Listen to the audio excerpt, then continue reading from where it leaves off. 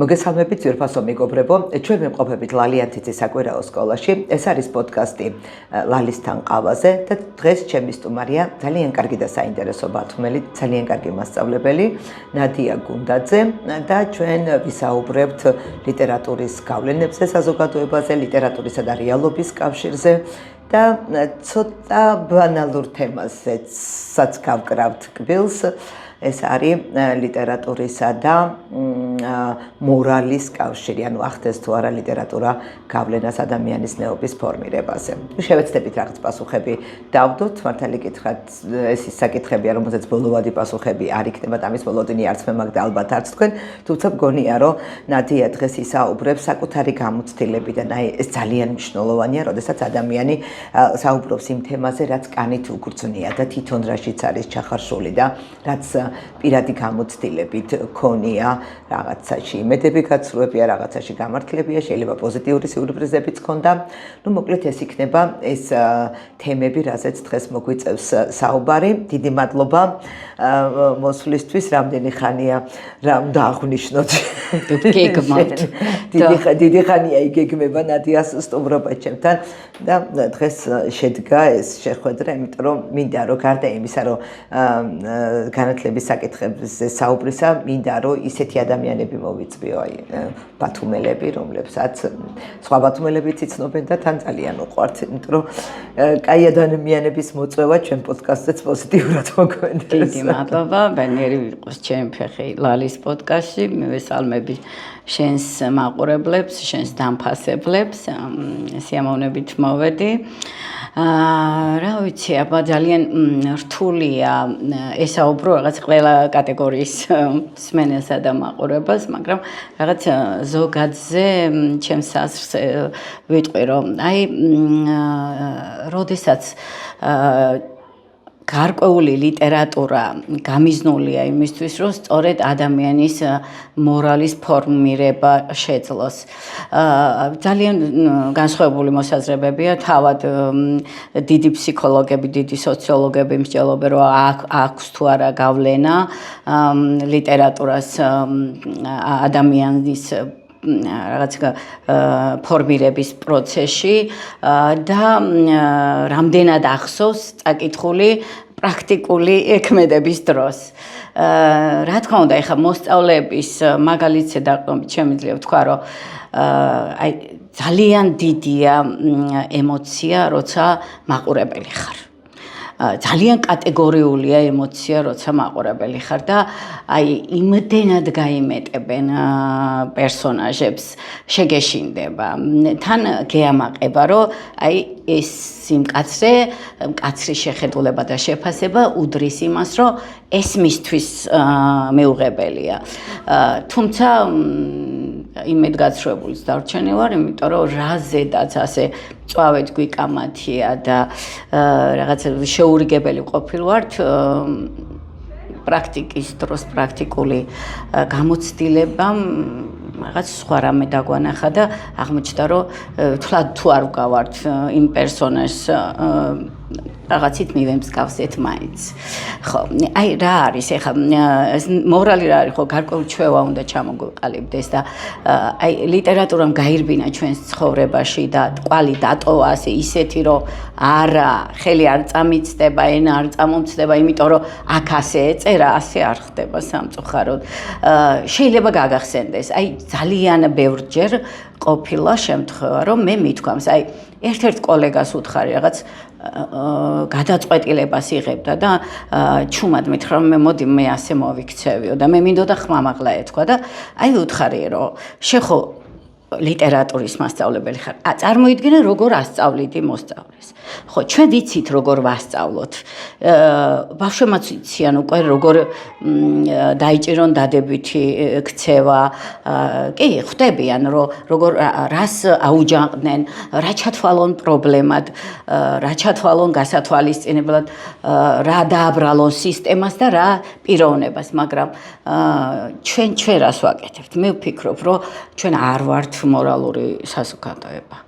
ხო, მიუხედავად იმისა, რომ რაღაც ტრადიციებიო, რაღაც მოგყვება ეს ასეთი ვართ, სხვათა შორის აი 9 ინტელექტს რო უხსნიდი, ვამბობდი, რომ აი ჩვენი ეს რო არ თხოვდები, ან შვილს რატო არ აჩენ, ეს ზუსტად აქედან გამომდინარეობს, რომ ჩვენ გვაქვს ინტრაპერსონალური ინტელექტი. რომ ჩვენ სხვაზე ზრუნვა გვაქვს რაღაც შინაგანი, ბევრჯერ ეს მოტივი ამოძრავებს ამ კითხვას და ვართ ასეთები, თუმცა რაღაც კრიზისულ მომენტში აი აბსოლუტურად განსხვავებულად ვიქცევით.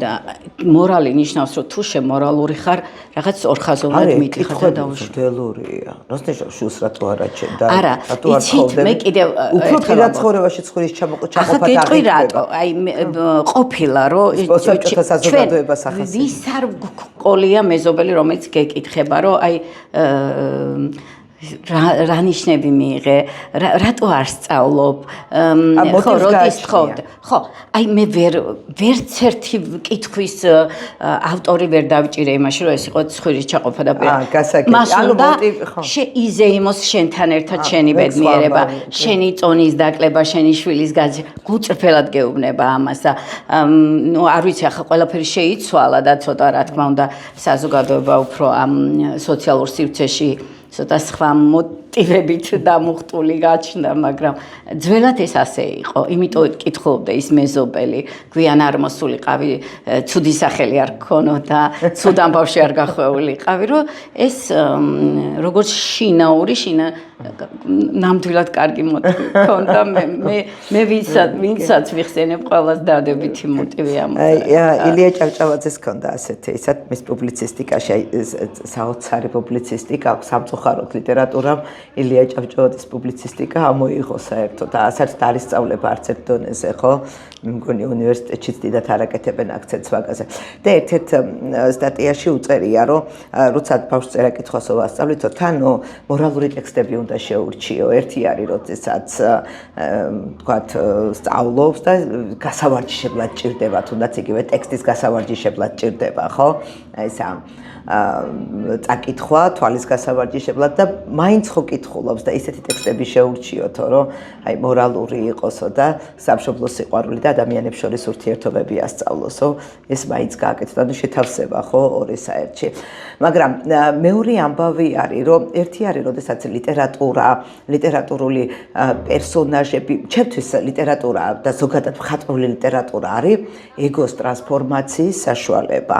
ის რაშიც შეიძლება შენ თვითონ ცხოვრებაში ან რაღაც ალბათ რა ვიცი 100 წელი შეიძლება ციხეში არ მოხდე რა იმედი მაქვს მაგრამ გინახავს ადამიანი რომელიც ადამიანის ცხოვრება გაგივლია რომელსაც ციხეში უცხოვრია თქვათ ყოფილა ისეთი შემთხვევა რაღაცა რა ვიცი შენ დაუნებლიეთ რაღაც არასდროს არ გიღალატია თქვათ მეგობრისთვის მაგრამ აი მოღალატის ტყავშიც შედიხარ ხო როდესაც ლიტერატურა ანუ აი სხვადასხვა ეგოების ცხოვრებით ცხოვრობ და ეს არის ძალიან საინტერესო ლიტერატურაში და ჩემთვის ეგ არის რაღაცერად ფსიქოლოგიური ვარჯიშიც კი როგორ შეიძლება და სხვის ტყავში შეძვრე და როგორ შეიძლება რომ იყო ამ ფუნქციას უდაოდ ასრულებს ლიტერატურა აი რა თქმა უნდა სხვადასხვა ადამიანების ცხოვრებით გაცხოვრებს ეხლა ხშირად შემაქვს სარჩევში თანამედროვე ლიტერატურა იმიტომ რომ კარგია ბატონო მშობელი მეუბნება მხედარს რატო არ ურჩეო ბავშვებსო ნუ კლასიკა კარგია მაგრამ იმდენი თემა წამოვიდა აქტუალური რომ თუ იმის გარშემო არ ვიტრიალეთ რაღაც ლიტერატურა არ მოვიხმარეთ ძალიან ძნელია აი მაგალითად ბულინგის თემა როგორ შემოვიდა განსხვავებული ადამიანის მიმართ.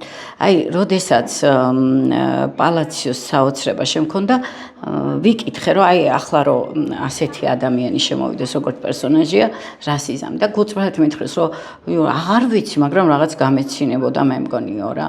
და წაკითხვის მერე, აი ერთმა თაობამ წაიკითხა მეორე მშობელს უთხრეს ამ თემაზე რაღაცა აი მივხვდი რომ ძალიან დიდი როლი ითამაშა ამაზე რომ განსხვავებულებს ასე მკვეთრი მიშტერებით, მკვეთრი გამოხატული ქცევით აღარ ექცევიან. ანუ რაღაც უნდათ რომ უკვე ჩვეულებრივის რანგში აიყვანონ და არის კიდევ ახლა ვთქვათ ოჯახური პრობლემები, რომელზეც არ ვსაუბრობდით.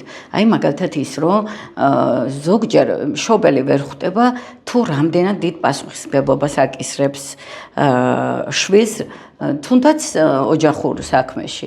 აი ასეთი წიგნია მოსშვიდი დღე. კი მესმის რომ დედა დაკავებულია და ოჯახისთვის რუნავს, რომ თანხა გამოიმუშაოს და მოუტანოს, მაგრამ დაიჩაგრა, იმიტომ რომ ერთი ბავშვი არის გონებრივად ჩამორჩენილი და ატიპური განვითარების ბავშვი დაიჩაგრა, იმიტომ რომ იმის მოვლა აკისრია და იცით რამდენი ამის მაგალითი.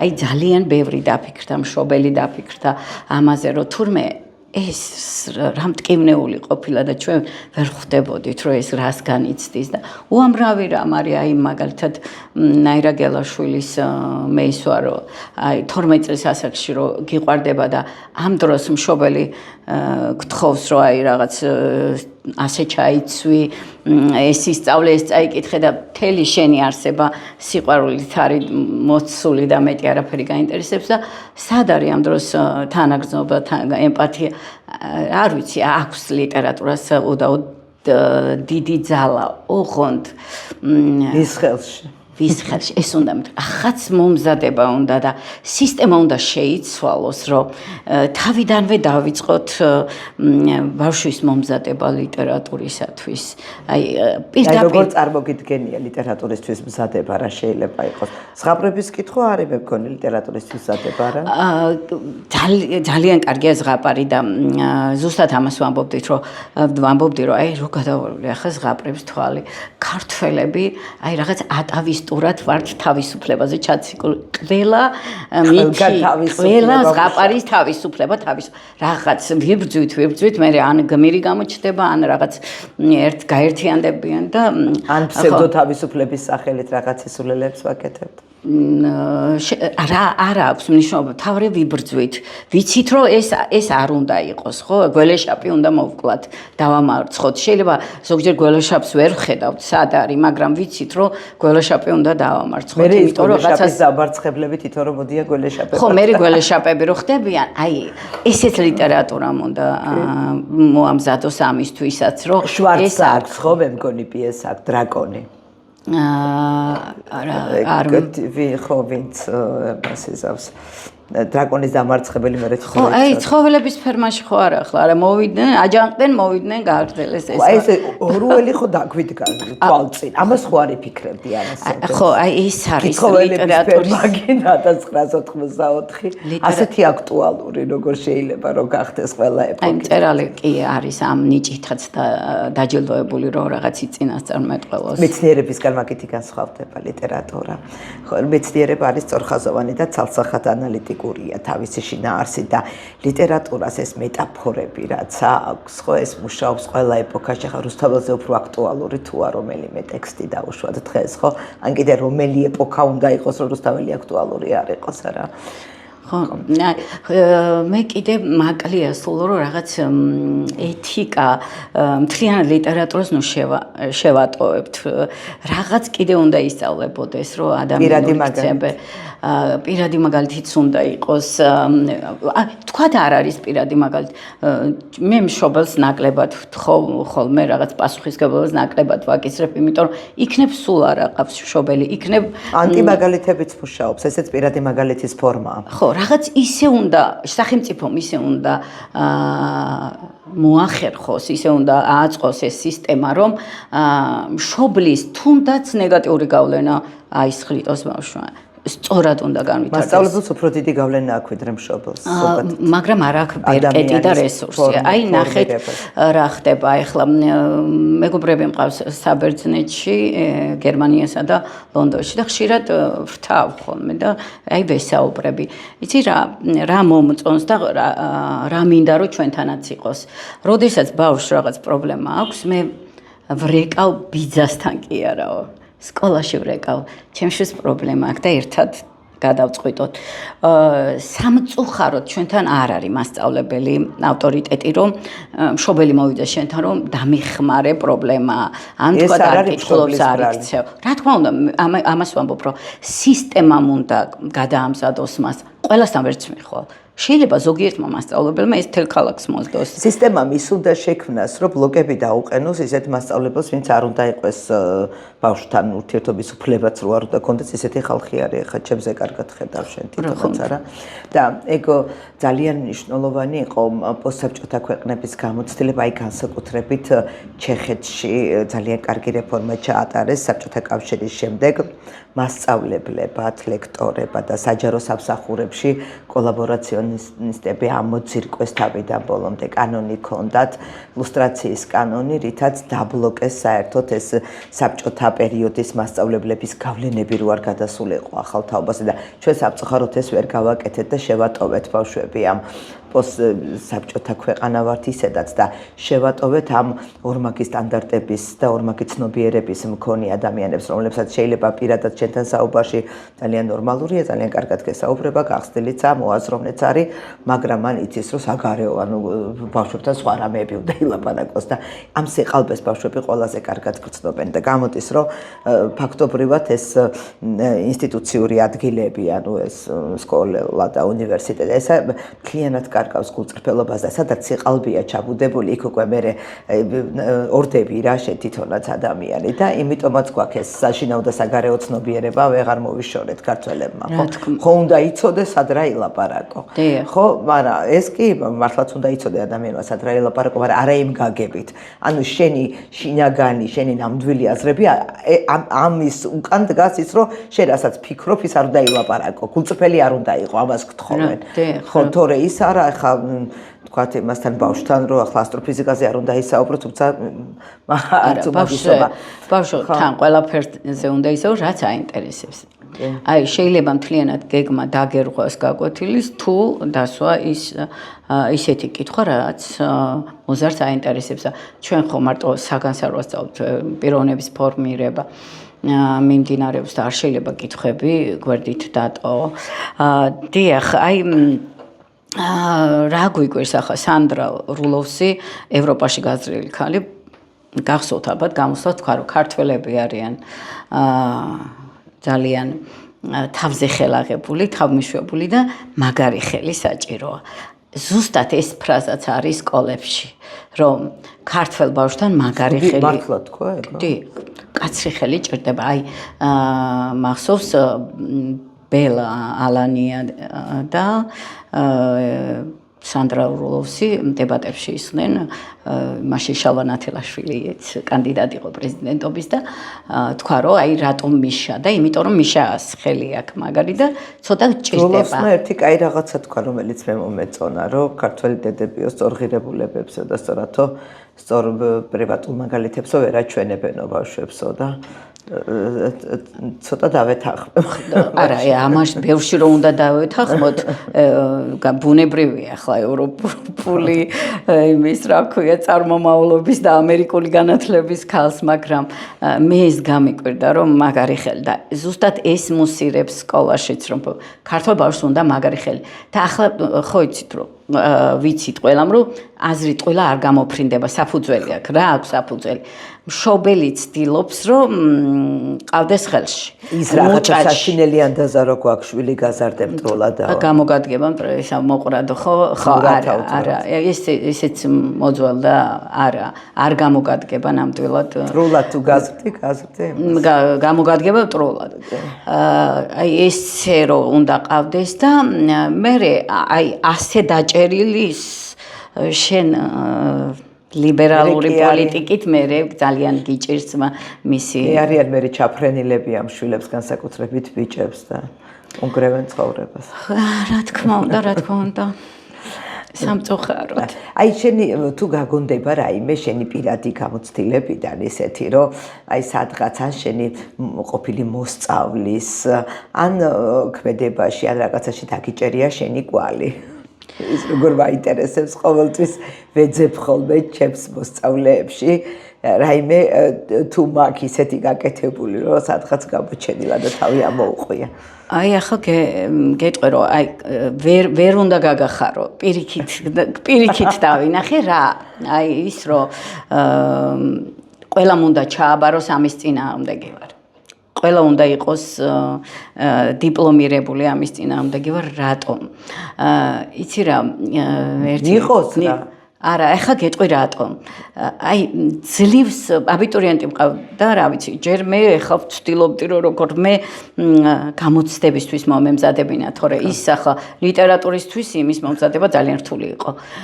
მოემზადა ჩააბარა და მიხვდა რომ იმ კონკურენციაში სამსახურსაც ვერ დაიწყებდა იმდენად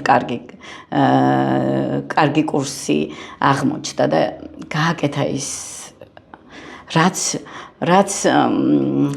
ძალიან გულს მტკენს გახსენება და ვამბობდი რომ აი ამას რო არ ჩაებარებია ხო ჯობდა აი კომუნისტების აი დაწინაურების გამო აი ერთ აქციაზე ცრუ მოწმედ დადგარა ხო ამ აქციის მოვლენებზე ცრუ მოწმედ გამოვიდა და შეინარჩუნა რაღაც ის სამსახურიც და აწინაურდა ასე შემდეგ.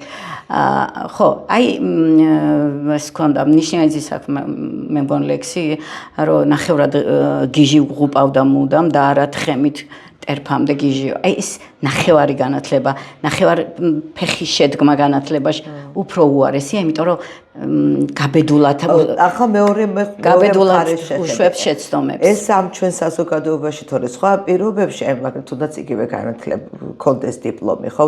თუ თავისუფალი კონკურენციის პირობები იქნება საზოგადოებაში, იქ ხო ბაზარი თავისთავად არეგულირებს ამას და კონდეს და იყოს უმაღლესი განათლების რაღაცა სანტექნიკოსი. რა არის ამაში ცუდი, ვთქვათ, მე სანტექნიკოსი მყავდა, ისეთი IQ მქონდა. ძალიან კარგი. მეგობრობდი კიდე. ძალიან კარგი, ზუსტად იაპონიაში ბოლო კლასამდე ასწავლიან სახვით ხელოვნებას, იმიტომ რომ ის ხელოსანიც უნდა იყოს ესტეტი და უნდა გრძნობდეს სწორხაზთა საღებავების სწორ განაწილებას და არ უნდა დათხაპნოს. აი მე ახალ რემონტებულ სკოლაში მივედი, გავოცდი. ანუ მთელი ეს მინები იყო დასრული გარედან, რომ ის რაღაცა თხიპი შეუსხამდა. აი ეს რომ არ მიიღო დიახ უმაღლესი უნდა გქონდეს განათლება უნდა გქონდეს ყველანაირი აი სახვითი ხელოვნება მუსიკა და აზეპირები უნდა ჩასვა უნდა კარცერულში თოჩანაშვილის არ იყოს ამას არ ვამბობ როდესაც სისტემაში შეიძლება გაიპაროს ასეთი ადამიანი მე როგორ ფიქრობთ ახლა ის ყველა ვინც არ აკეთილ სინდისიერად ემსახურება ქვეყანას ინსტიტუციას რატომ იმიტომ რომ ოღონდ არ დაკარგოს სამსახური ყველაფერზე წამსველი აი ზუსტად ამ ლიტერატურაშიც გვხდება ჩვენ აი მატეო ფალკონის განხილვა რო ქონდა მივეცი როლი და ეს ჟანდარმერია ადგა და თქვა რომ იცი რა საფრანგეთში მოსწავლე ამბობს საფრანგეთში დღეს ძნელია სამსახური შოვნა მე დავარღვიე წესი დავკითხე არასრულწლოვანი მამშობლის გარეშე ვაცდუნე იმიტომ რომ მე მინდა შევინარჩუნო სამსახური რომ ჩემს შვილს ჰქონდეს აი ამას ხდება მოსწავლე რომ იმის ტყავში ჩაძვრეს და როგორ ფიქრობთ ახლა მატეო ფალკონეს ჟანდარმერს თუ გაამართლებს ანალოგიურს არ ჩაიდეს ანუ იცის რომ თუ გადარჩე შეიძლება ყველაფერი გააკეთო რა რაღაცაზე წახვიდე იმიტომ რომ შენ ხო ასწავლი იმას რა ქვია მასლოუს პირამიდას და ხო იცი რომ პირველ საფეხურზე თუ არ ახარ დაგმაყოფილებული ზემოთ ღირებულებებზე აღარ უნდა ზემოთ ღირებულებებს ვერ მიაღწევ და ამითაც ამართლებენ და ამიტომ ვამბობ რომ თუ რაღაც ამიტომ ვამბობ რომ თუ სისტემამ არ განალაგა რაღაც არ დაალაგა პირიქით განათლება ცუდიც კი შეიძლება მოგვევლინოს საზოგადოებაში, იმიტომ რომ განათლებული ადამიანი უფრო გაბედულად და მეტ შეცდომას უშვებს ვიდრე სისტემის ქვეშ რას გულისხმობ? აი ზუსტად ეროვნულ სასწავლო გეგმას. არა მარტო სასწავლო გეგმას. გეგმა მშვენიერია რა შეხედავ. რო შეხედავ გეგმას რასეთში.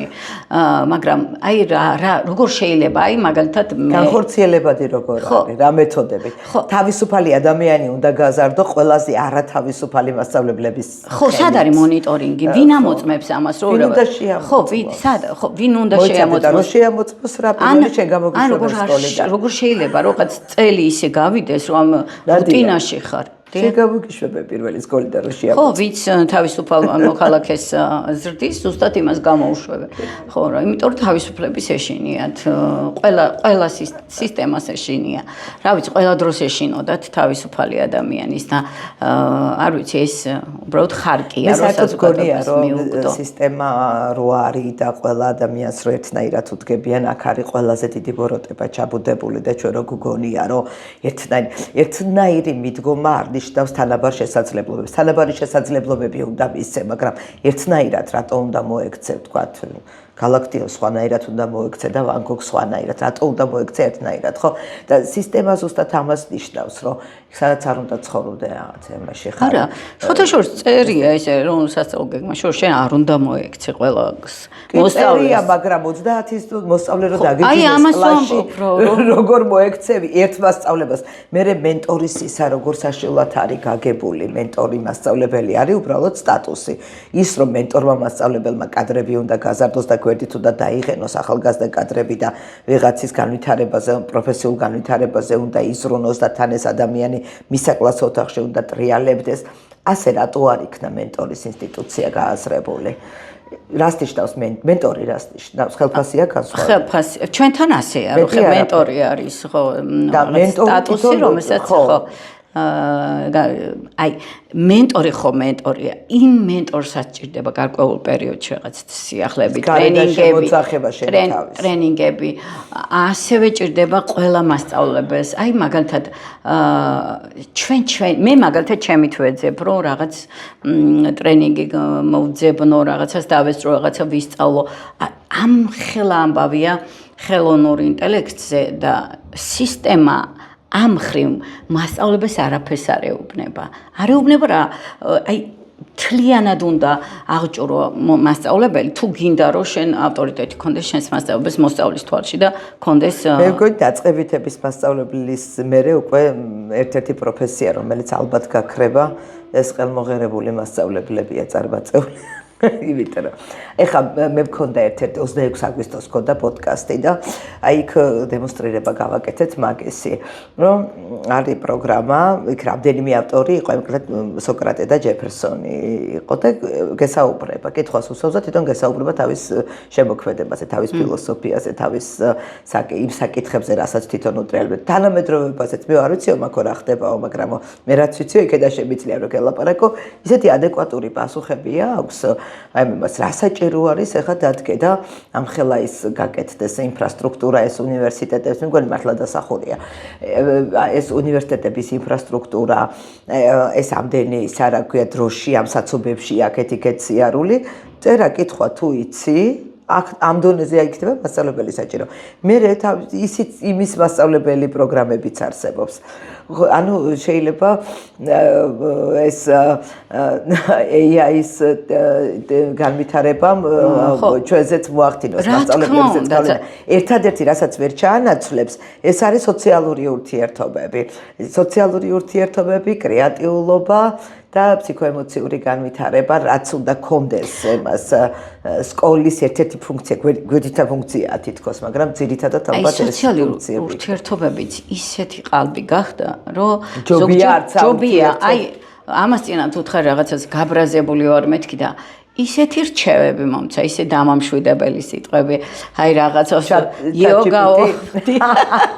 ხო, აი ეს სიტყვები გაიმეორე, აი ეს კენი, აი ეს წაიკითხე ეს. უკვე მე მგონი ესეც ხო ვამბობდით რომ აი ვერასოდეს ადამიანს ვერ ჩაანაცვლებ, ადამიანს ჩაგვინაცვლა. მივხვდი რომ ადამიანსაც ანაცვლებს. ფსიქოთერაპევტების ალბათ ის ეკნება. აი მეგობარს რომელიც ვთქვათ მოგინდებოდა რომ გეთქვა რომ იცი რა და მე დღეს ნაწყენი ვარ და აი გული მატკინეს და რაღაც აბსოლუტურად იცი რომ ძალიან სწორ რაღაცა აუტისტური გვიმისკენ მივდივართ ხო კულტურისკენ რაღაცა ესე ვიკეტებით და ვიკეტებით ამ საკუთარ რაღაც დაჭუჭებს ვიკეტებთ გარშემო და ეს იზოლაციონიზმი რაღაც საინტერესო ვერასდროს ვერ წარმოვიდგენდი კამიუს აქვს ერთი პატარა მოთხრობა როგორ ქმნიან შედევრებს და შედევრად აღიქვება ყველის რეკლამა რაღაც ეგეთი რაღაც რამდენიმე წამიანი და ამას ადამიანები ტარს როგორ უკრავენ და როგორ რესურსი იხარჯება ამ რეკლამებს ნებას და ეს რო არის შემოქმედებოდ უკვე ჩვენ გვაქვს ან რეალურად ეგ ისა პერიოდი როდესაც შეიძლება ყველის არა მაგრამ ავეჯის გადაზიდვის სერვისის რეკლამა ძალიან ეფექტური აღმოჩნდა ხო მე არ მეყვარს ფრაზები რა უნდა გავაკეთოთ რომ ამან არ დაგვიპყროს არა ეს რო შემოვიდა ის გარდაუვალია და უნდა მივყვეთ რომ დაგვიანებული არ იყოს არაფერი სიახლე რაღაცა მასე დრამატულადაც ალბათ არ შევხედოთ იმიტომ რომ ეგ ისეთი პროცესი არ არის და პირიქით რატოა დრამატული პირიქით რა ძალიან დიდი კომფორტი ვიგრძენი რასაც ჩვენ ვიყენებთ აი ბოლომდე რო ჩავწუდებით და ბოლომდე რო გამოვიყენებთ არ არის მე ისე კარგად თანამშრომლობ ChatGPT-სთან და Gemini-სთანაც რაც სათარგმანო იმეებშიც გამოვიყენე პროექტებშიც გაკვეთილიც დავაგეგმინე ახლა რო დაგეგმოს უნდა მივხვდე ახლა იქიდან რა იყო და იმდენ შესაძლებლობებს გიჩენს რომ მე იქიდან შენ თვითონ აწყობ სტრუქტურულად ძალიან კარგი ფუნქცია აქვს ფუნქციები აქვს ბევრი თვალსაზრისით ერთხელ იყო მჭირდებოდა მადლიერებაზე რაღაცა მოთხრობა ვერსად ვერ ვნახე აი ესეთი არაპროგრამული რა სასკოლო პროგრამის გარეთ რაღაცა შეუკვეთე და ვითანამშრომლე რაღაცა ხანის შეუსწორე ხანაში ისეთი კარგი მოთხრობა დავწერეთ მე და ჭაჭი და ისეთი მჭირდებოდა უბრალოდ რომ ის თემა ყოფილიყო და ზედმეტკექვას დავიდავანებე და მშვენივრად ავაწყოთ ერთი ძალიან კარგი შემოქმედებითი აქტივობა. აი მეც ამას ვასწავლე მოსწავლეებს რომ არ გახადოთ თქვენი ჩამნაცვლებელი, გახადეთ თანაშემწე. აი ხო, ეგ მნიშვნელოვანია. იმიტომ რომ ზოგჯერ ისეთი მოაქვთ რომ ხო აი მიუღებელია და ამას რომ ვერ ხვდები, ესე იგი რაღაც გაკლია რომ მიხვდე რა როგორ ყოველთვის ვერ დაგიწერს ისეთ, ვერ გაგიმზადებს ისეთ რომ სრულყოფილი იყოს რაღაც შენი კორექტ საწერინებენ ხო ბავშვები? კი, იმ წუთში ხვდები აი რაღაც ფრაზა რო არის, იმ წუთში ხვდები რომ ეს არის ამის გაკეთება. ისე რა არის ახლა შენ როგორც ლიტერატურის მასწავლებელი რა საწყდები აი ყველაზე დიდ პრობლემად აი თვითონ სასწავლო პროცესში რა ისა გაქვს დისკომფორტები. შენ მე მგონი ორივე სკოლაში ასწავლი ხო საჯაროშიც და კერძო. მოდი მაგ განსხვავებაზეც რო ორი სიტყვა ვთქვათ. პირველი დისკომფორტი საჯარო სკოლაში ის არის რომ ამ ვიზუალურ სამყაროში არ გაქვს რესურსები. ხო, შენ უნდა გქონდეს ძალიან ბევრი რაღაცა, რომ ბავშვი დააინტერესო, აი ალტერნატივა უნდა გქონდეს, აი ეს ტექნიკა, ის smart დაფა, აქ ქსეროქსი ოთახში რო უცებ ამ ინტერნეტი იმიტომ კი არა რომ ეს რაღაც ყველაფერი უნდა დაგეგმო. არა, იქვე უნდა გქონდეს. იქვე უნდა გქონდეს, იმიტომ რომ ძალიან ბევრჯერ იქვე გაჩენილა საჭიროება და შენ და აი კერძო სკოლაში პირიქით გეუბნებიან აი მაგალითად არ ხარ კარგი მასწავლებელი თუ კი რესურსს არ იყენებ ანუ უნდა გქონდეს და აი გამოიყენო უნდა აი მაგალითად ახლა მე-12 კლასში ხსნირი გაკვეთის თემა აქვს რაღაც დასაწერი რომელიც თანამედროვეობა არის პარალელურად მოსაყვანი და რაღაც ამ საკითხზე არ ვიცი. აი ჩავრთე იმ წუთში ჩავრთე და ვაჩვენებ გადახდის ბოლო დღე ფილმი. და აი შესანიშნავი მაგალითი თუ რა სოციუმში რა ტრიალებს ხო დღეს და რა დღეშია საზოგადოება ზოგჯერ აი ზუსტად ამ მთავარი პერსონაჟის ტყავშია და აქედან გამომდინარე ხო ეს საჭიროება კი არა ბევრად უკეთესი დამჭირდა საჯარო სკოლაში მაგრამ არ არის ამის რესურსები. აი რაღაც უნდა იყოს ფერადი, ფანქრები, რა ვიცი, ფურცლები, ყველანაირი რესურსი უნდა იყოს, რომ მოსწავლეს რაც მოუნდა ის გააკეთოს. აი მაგალითად არ არის განწყობაზე დღეს ყურების, ხო? აი მირჩევნია ეს გამოგიჭრა, დაგიხატო ან რაღაცა და ასე ან კომიქსს აგიწყობ, ხო? აი უნდა მივცე რაღაცა ხო უნდა შევთავაზოთ. ან მე მირჩევნია მოусმინო მოთხრობას, დღეს ვერ წავიკითხო. შენ მას უნდა კონდეს საშუალება რომ კი არ წაიკითხოს, აი არის აუდიო როგორ მოახერხებ 30 კაციან საკლასო ოთახში? ვერ წარმომიდგენი. არა, 30 კაციანო, თუ კი, ჯერ ერთი ეხლა ეს უცხოური გამოცდილება, ორი მასწავლებელი უნდა იყოს აუცილებლად.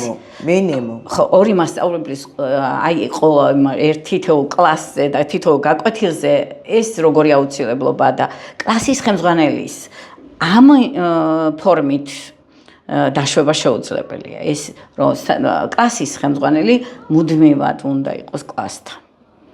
და ყველა გაკვეთილში უნდა იყოს ჩართული. სხვა ხელფასი და სხვა ანაზღაურება უნდა კონდეს და უნდა იყოს ყველა მასწავლებლის დამხმარე. თუ ორი სპეციალისტი არ შევარდროულად, ის მაინც უნდა იყოს.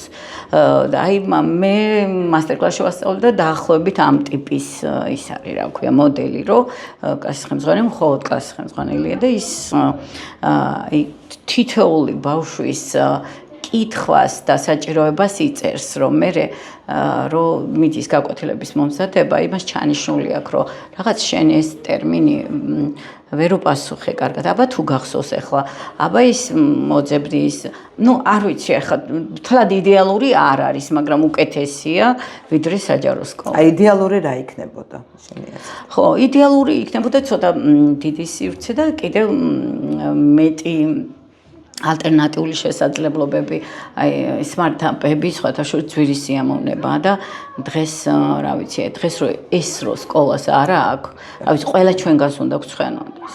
კი.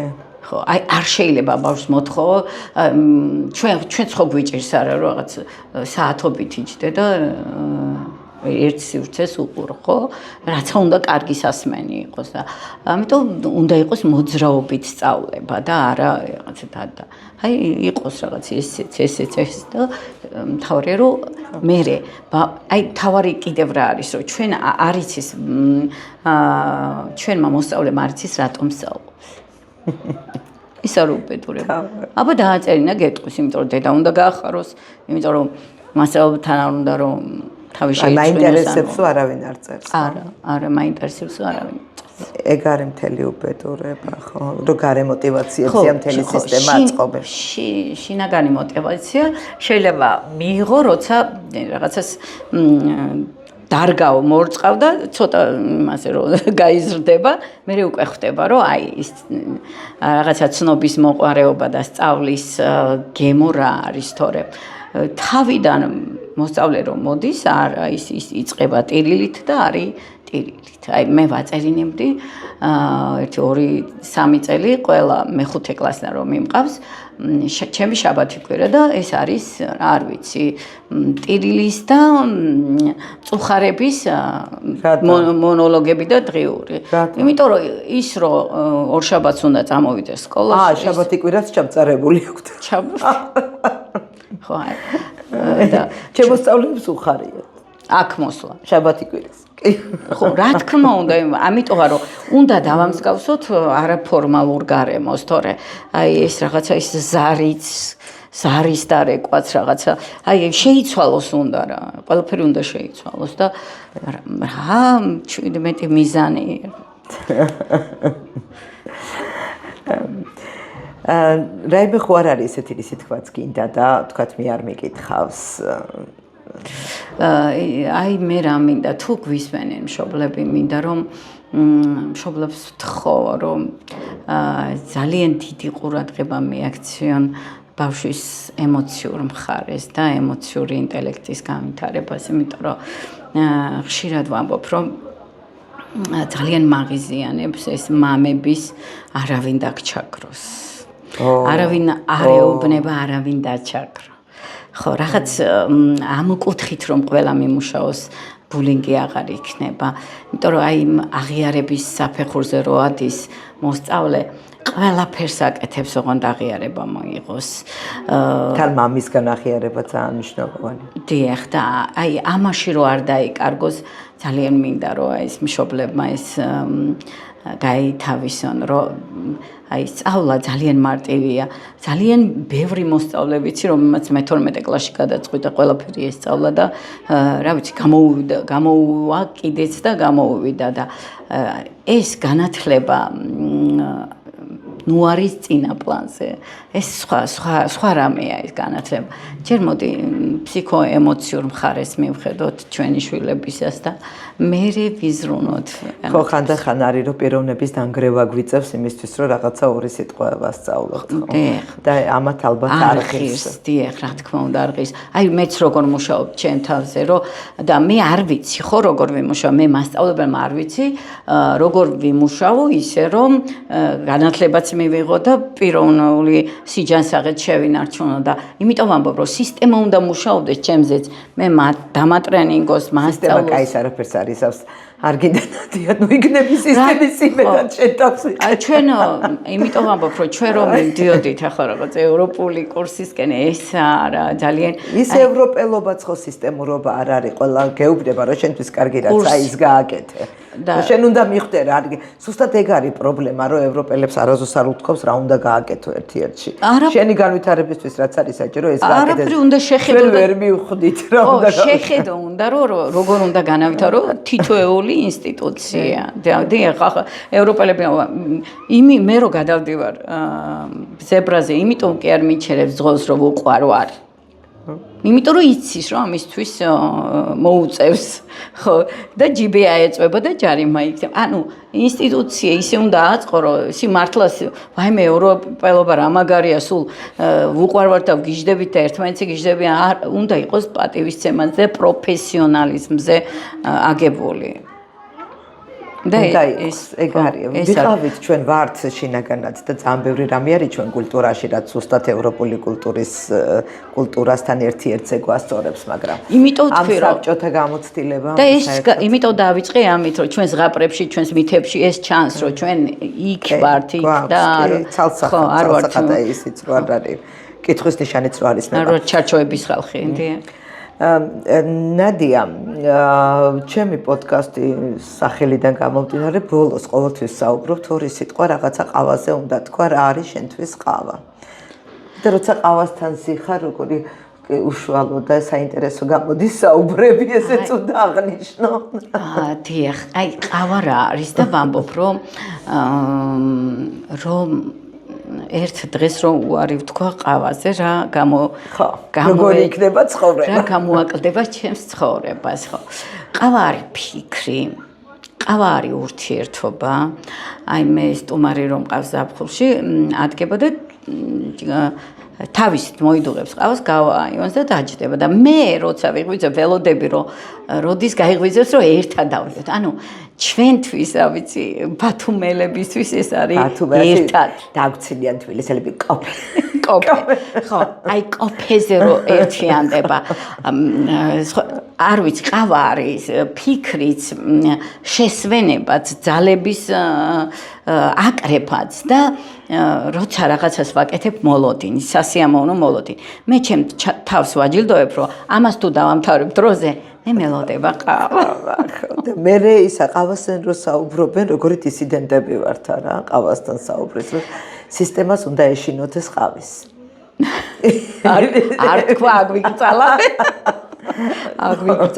არ თქვა მე მგონი რომ საინტერესო იყო ძალიან საინტერესოა და ჩვენთვის იყო საინტერესო მაგრამ ნახოთ ეხლა მაყურებელს თუ მოეწონება ამას ალბათ კომენტარებში ვნახავთ დაგემშვიდობებით ძვირფასო მაყურებლებო მე და ნადია შევეცადეთ რომ გვესაუბრა ისეთ საკითხებზე რაც ალბათ ლიტერატურასთან დაკავშირებით ყველა ადამიანს რაღაცა დონეზე გულში და ტვინში გაუვლია და მართალი გითხრათ არც მქონდა დასაწყისში ბოლოვადი პასუხების იმედი, მაგრამ ალბათ თქვენც ჩვენთან ერთად კითხვები უფრო მეტი დააგროვეთ, ვიდრე ამაზე პასუხები და ამ კითხვებზე ალბათ ყველა ადამიანი თავისი მსოფლმხედველობიდან და თავის ღირებულებათა სისტემიდან გაცემს პასუხს. დიდი მადლობა ამ თანამშრომლობისთვის. ძალიან მინდა რომ თქვენ, რასაც მე როცა მხვდებით ქუჩაში და პირად საუბრებში რო გაქვთ ან ჩატში რო მომწერთ ხოლმე, აი ასეთი მოსაზრებები ძალიან კარგი იქნება თუ კომენტარებში იქნება და აი ასეთი სახის ინტერაქცია იქნება ჩემი პოდკასტების მიმართ. ძალიან დიდი მადლობა. ძალიან საინტერესო იქნება აი ის ვინც გამოგეხმაურება რა ვიცი უბრალოდ ჩაულებრივ მოქალაქე ბათუმელი რომელიც გამოთქვამს სურვილს რომ ლალისთან მინდა ყავაზე სიამოვნებით მოვის მე თო Facebook ჩემს პირად გვერდზე ხშირად ვდებ ხოლმე რომ ვისაც გაქვთ სურვილი რომ განათლების საკითხებზე ელაპარაკოთ მობრძანდით ღია ვარ განათლება ხო იმიტომ რომ განათლება არის ჩვენი ნიშა და მე ვთვლი რომ განათლებაზე თუ საუბრობ იქ უკვე ყველაფერზე საუბრობ შენ ცხოვრებაზე საუბრობ რა თქმა უნდა ეგ მინდა და მეთქვა რომ ცხოვრებაზე ისე ვერ ისაუბრებ რომ განათლება არ გაურიო პირიქით განათლებაზე თუ ძალიან კარგი ამ ნოტაზე დაგემშვიდობებით დიდი მადლობა ყურადღებისთვის ჩვენ ვიმყოფებით ლალიანთეთის საკვირაო სკოლაში ეს იყო პოდკასტი ლალისთან ყავაზე და შევხვდებით მომავალ სამშაბათს